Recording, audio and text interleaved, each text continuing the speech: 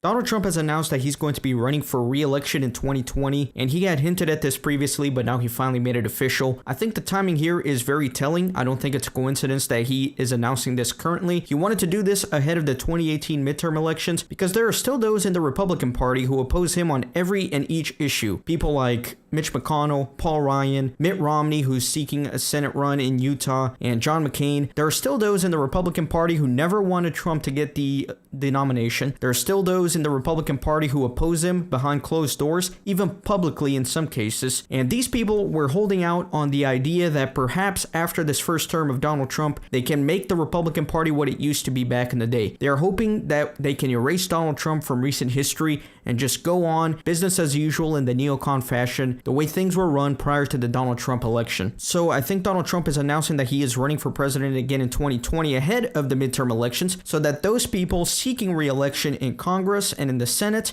and those seeking to enter the Congress and the Senate will realize that they are going to have to work with Donald Trump if they are going to be going under the Republican banner. He is hoping to quell any sort of interest in reestablishing the old Republican Party. As it stands right now, I think he has a very decent chance of winning the re-election, mainly because the Democratic Party has not been able to coherently form an opposition to him. The Democratic Party right now is broke. They have absolutely no money to go out campaigning, either for the midterms or the presidential election in 2020. There's really not a standout candidate that makes an obvious sense for 2020 right now. Somebody definitely does have the time to rise through the ranks and make a name for themselves, but really there's not a distinct name out there for somebody who may be able to challenge Donald Trump in 2020. Now, the Democrats had a very good opportunity after the election of Donald Trump to reorganize their party and redefine their strategy in order to challenge the Republicans in the future, but they have completely failed to do so. What happened in the 2016 election? They used identity politics as the main driving argument for their campaigning. If you're a white male, you're worse than cancer. Everybody's a sexist. Everybody's a homophobe. Everybody's a racist. We need to import millions of low-skilled migrants. We need to accept refugees. We need to ban guns. We need to redistribute wealth. We need to bomb Russia. We need to bomb Iran. Those are all the platforms that Hillary Clinton was running under. She was completely humiliated and destroyed by Donald Trump. And at the time, I was sort of optimistic about this. I figured, they got their asses handed to them by Donald Trump because of this very silly platform that they adopted. So maybe now they will reform this party, they will reorganize, they will come up with a distinct platform based on issues, they will abandon identity politics, and maybe in the future there will be Democratic candidates that may even be worth voting for. Candidates with youth and energy and bright ideas and optimism and concrete evidence to support their positions. But what has happened since the election? They, instead of trying to fix the problem that lost them the presidential run in a humiliating fashion, they decided to double down. Instead of focusing on the economy and immigration and other issues that Americans care about, they continued the attack on Donald Trump. They continued the attack on what they call the deplorables. So again, everybody continues to be a sexist. Everybody's still a racist. Everybody's still a bigot. Donald Trump is a Russian agent. The Russians this, the Russians that. The entire attack strategy for the Democratic Party has been this Russia Mueller investigation. And it's going nowhere, and they know it's going nowhere, but they keep dragging it through the mud. Mueller right now has absolutely nothing, and what he's doing is he's just clinging on to anything he can get a hold of. All the Democrats have done so far is complain about Russia. Russia this, Russia that. Donald Trump's a Russian agent. Our democracy has been compromised. Nobody actually liked Donald Trump. It was the Russians that managed to hack our democracy and elect him. Instead of fixing their platform, they have doubled down, and this is going to cost them tremendously. I really thought they knew better than that, but that's obviously not the case here. You see, recently, Donald Trump's approval ratings really get up to the higher numbers. I think it's somewhere between 49 and 51%, which is higher at this time compared to when Obama was in office at the same time frame, which is pretty surprising because if you remember in the early days of the Obama presidency, he was still actually quite popular. Now, if you watch mainstream news or you read news articles, you get the impression that the whole country is burning and that the whole world hates the United States and that everything is just complete chaos here and that Trump has absolutely no supporters. But that is just complete media propaganda. And you also have to think, all these anti-Trump people are concentrated in very distinct areas. Places like Los Angeles or Washington, D.C., these liberal places that will never turn Republican anyways. So yes, you may have millions of people who are screaming loudly against Donald Trump, and that's all you see in the media, but those are concentrated in areas that are actually inconsequential to elections because they always always go blue. But the impression that you get in the media is that the whole country is like this. Nobody's reporting on all these supporters that Trump has. And that's the same mistake that they made during the 2016 elections when everybody said that Hillary Clinton had a 90% chance of winning. There was no way Donald Trump was going to get elected. He had no support. And what happened? They were completely dumbfounded because they failed to recognize or portray or give a voice to anybody who supported Donald Trump. They are making the same mistake again, so don't be pessimistic when you turn on the TV and you think that everybody hates Donald Trump. His support is still very strong. Now that he has officially announced that he's going to be seeking the re-election, the media is going to triple down on all the bigotry and sexism and racism, and you're going to see them just continue to attack Donald Trump.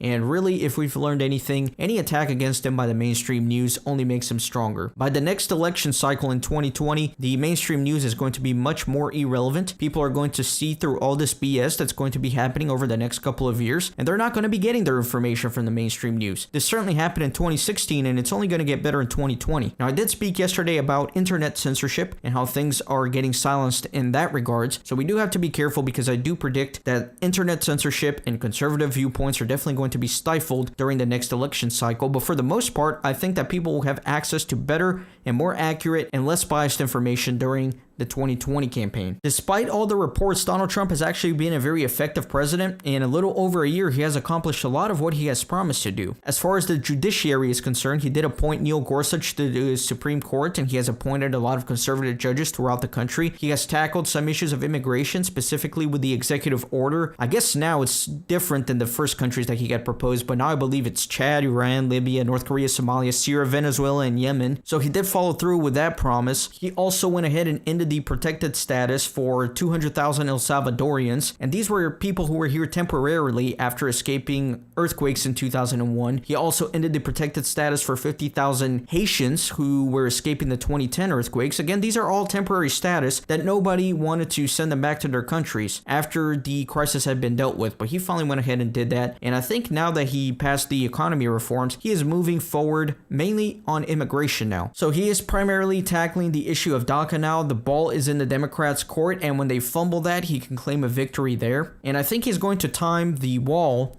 with the re-election campaign. He's certainly interested in it now, and I think he's supposed to go take a look at the prototypes here within the next few days. California recently approved the proposal for him to build a wall in that state, but he's actually deferring it until the whole wall can be built. He is doubling down on making Mexico pay for the wall, either through direct or indirect measures. In fact, the Mexican president recently canceled the trip and a meeting with Donald Trump over Trump's insistence that Mexico does pay for the wall. I think he's going to wait to start building this more towards 2020 so he can use this issue while he is campaigning. Perhaps his most significant accomplishment so far has been the Trump tax law, in which it's giving a tax break to, I believe, 91% of taxpayers. A lot of people are getting extra money in their paycheck. I looked at mine and I'm keeping a little bit more money on mine. So, the Democrats can say that this is not very much and that it's only going to the top of corporations and CEOs, but when people look at their pay stubs, they will see extra money and they will have the numbers right there in front of them. So the media can say one thing, but the people will have the evidence on their side, and they will know that the tax reforms was actually a good thing for them. He went ahead and withdrew from the TPP like he promised. He has reopened negotiations of NAFTA like he promised. So he's actually delivered on a whole slew of things that he had campaigned on. And this is very important, and this is something that he can use as an effective campaign arguing point for 2020. A lot of senior policy analysts, so-called policy analysts, like to harp that he has been very ineffective when it comes to foreign policy, but in my opinion, that's definitely not the case. Especially when it comes to North Korea, I think he has accomplished a tremendous amount. Most people just drew red lines that the North Koreans crossed and did nothing about it. They would get up and deliver a scripted speech in which they would say, "The United States strongly condemns this